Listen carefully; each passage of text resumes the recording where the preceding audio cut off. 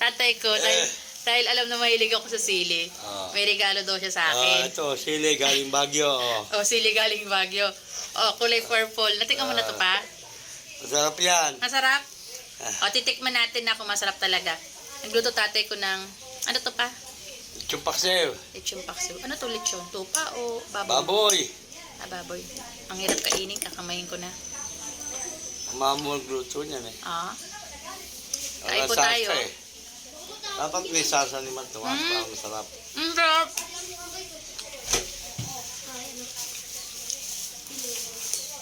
Luluto sana ako iso eh. Ang dahil Kulay ng purple. pagkain. Ba't purple to pa? Ang dahil ng pagkain dyan.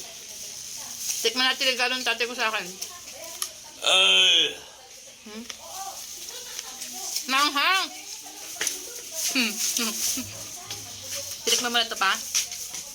Yung sili? Bawal sa akin mga ano. Kain po tayo.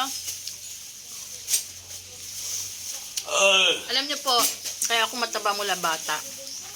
Tatay ko ang ulam namin araw-araw. Kung di lechon paksiw, lechon pata, pritong baboy. Mula maliit ako hanggang lumaki ako. Hanggang sa nag-asawa ako. Masarap pa. Mas matikman.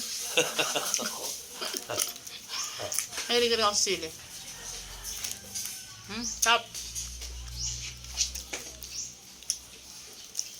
Pag nagsawa na sa kanto tatay ko, pabibili yan ng tuyo, tinapa. Saka, ano yun pa? Yung sinasabaw mo sa kanin?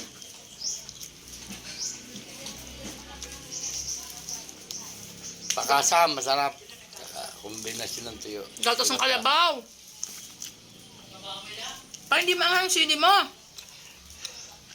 Hindi maanghang. Yung purple.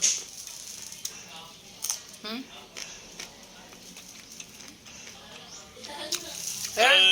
Marami na akong siling iuwi. Pa-hello ka naman sa kanila.